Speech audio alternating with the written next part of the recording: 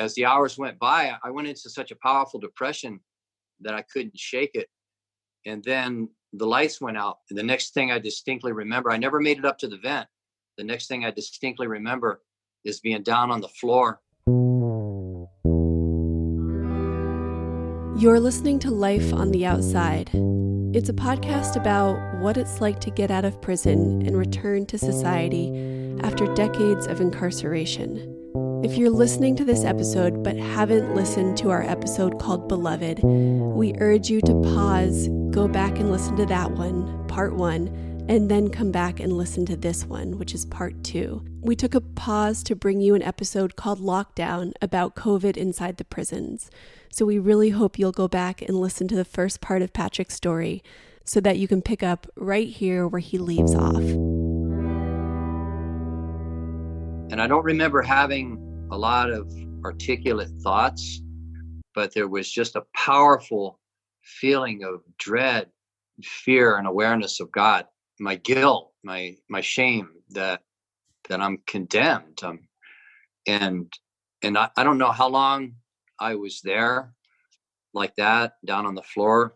But the next thing I distinctly remember is that a new idea came into my mind, like out of nowhere, with a powerful emotion. And the idea was that all of my problems with God and everything else are resolved in Jesus Christ. And I absolutely knew that. And I remember opening my eyes and that soft glow from the lights, from where the guards, the catwalk they call it, filtering into the bars, it looked peaceful. And I remember standing up and looking around, and everything was the same in the cell, but it just seemed like everything was different now. I made my bed, got in between the sheets and fell asleep. And I fell asleep at peace. And when I woke up in the morning, that peace was still there. The awareness of the presence of Christ was still there. And I don't remember just how it came about, but I hustled up a Bible.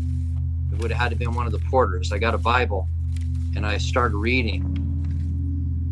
Ever since that time, for the next 38 years, I never once went back to using drugs or alcohol or violence. The first big test was, I think, 2 days later. They were running showers, and one inmate at a time would shower. Now, I was in cell 9, and there was an inmate who lived way down at the end, and he was on what they call the shine. Nobody was supposed to talk to him because he had violated a rule. And so he was passing by my cell, and in those days, a lot of the white guys had long, stringy hair. And I remember looking at him as he passed by, and I just felt compassion for him. He just seemed shot out. Nobody would talk to him. And I said, "Hey, Calvin." He said, "Yeah." I said, "You want to use some shampoo?" And he said, "Yeah." So I put a bottle of shampoo on the bars. And at first he wouldn't come near, because that's like an old trick to try to draw somebody close to the bars so you can hurt him. So I stepped back and he stepped forward and he got the shampoo. And he said, "Hey, thanks, Patrick." And then the person on that tier who was the so-called shot caller for my race, for the whites, and he said, "Hey, Patrick, what's up?" Because I wasn't supposed to do what I did. And I said, "Whatever you want to be up." But when I said that, I realized that I had just served notice that everything you guys have expected from me before, don't expect that anymore. And for me, it was exciting because I thought, wow, I did it. I didn't have any doubts about, I just did what I was supposed to do. This is real. Whatever is going on, nobody's going to take this away from me.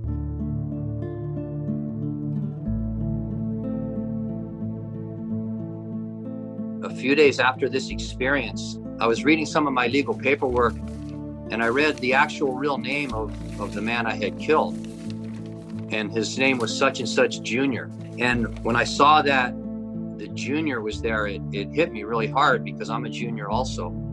And I started thinking, what would it be like for my parents if they got a call saying Patrick Jr. got killed in the prison today? And I thought, I can't do anything to go bring back this man out of the graveyard. But one thing I can do is I can keep his name from getting dragged through the mud in a court of law, because my whole defense was predicated on testimony against him. There were inmates who were wanting to testify, and there were even staff members, employees in uniform as high as lieutenant. He had put out word that he was going to, what they called, turn me out. It was a slang for he was going to force me into becoming his subject to do what he wanted. And I knew that the one thing I could do for this family and the person that I killed was that I could just go into court and refuse to let this go to trial and plead guilty to the highest possible charge against me, which is first-degree murder. And so I did that. And my attorney immediately objected. And for 8 months, my attorney was trying to block it. And in my cell, authorities as high as lieutenant were coming to my cell and saying, you can beat this charge. And I just was fixed. I said, no, look, I don't want this case going to trial. I'm going to plead guilty. I'm going to take this sentence. And that's just how it's going to be. So finally, my lawyer couldn't block it anymore. And on February 10th, 1982, my guilty plea was accepted, and I was sentenced to 25 years to life instead of what would have been 11 years for manslaughter. Less than 2 months after I was sentenced, and only 13 months after I committed this crime, I was released back to the same mainline full privilege status. And that was April 5th, 1982, only 13 months after the murder. How did your life on the yard look different from that point going forward? Like I can just imagine all the ways you step back onto a main line and you're a different person. The guys on the main line, when they heard I was back, they were wanting to give me a hero's welcome, because I had taken out an inmate who was very notorious. It was like one of those folklore things where the youngster turns the tables on the older predator. So it's almost like they're making a hero out of me in that perverse prison culture. And I was just rejecting that right from the outset, making clear. So then after that, one of the first persons who I ran into in the corridor was the person who had supplied the weapon to me. He was an older inmate, one of the top shot callers for the whites in that prison. He was walking with another older, well-established convict who had just come down from Folsom. When he saw me, we stopped, and he's there. There's these two older guys who in the past I would have only wanted to impress, and I would have just like basked in their accolades.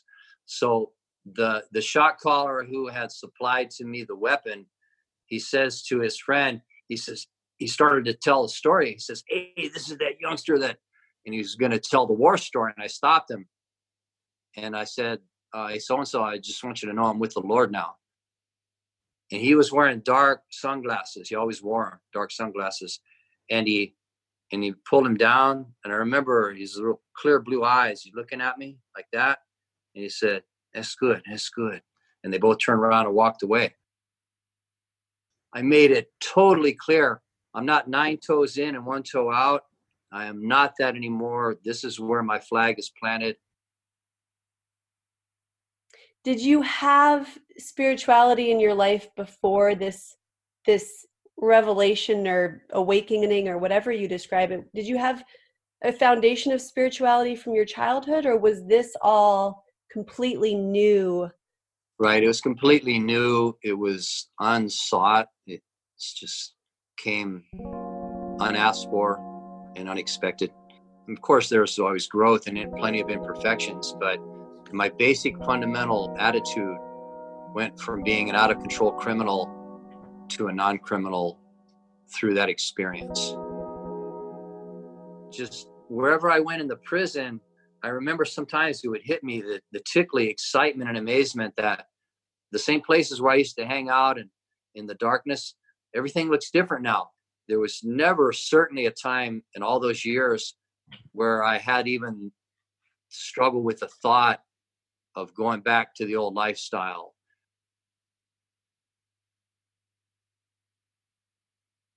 I don't believe for a second that I deserve to ever come out of prison.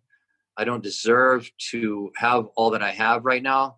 But because I don't deserve it, that gives me more confidence, because giving me favor that I did not deserve actually feeds into my confidence, and it helps me to stay humbled. I wanted to ask if you'd reconnected with your family, and specifically the sister who they were trying to keep you away from. Yeah, total reconnection with all my family. The bittersweet part of it all is that my parents are not here to see it. Both my mom and dad, they just couldn't quite make it that long. I wish they could have had a chance to see the different person that I became. They got to see that from a distance, but not up close. And when we came home, when Donnelly and I drove up here, there was a big sign that says, "Welcome home, Pat." So it was nice. In your own words, what is the best part of your freedom? Well, of course, there's being with my wife, but on a larger scale, I revel in opportunities to contribute, and with whatever's left to me in my years on this earth, every opportunity to build up others and reach into the lives of people who are hurting. I would just like to add in that he talks a lot about me, but he is my gift from God, and he's just the way when we first met each other is the way it is now.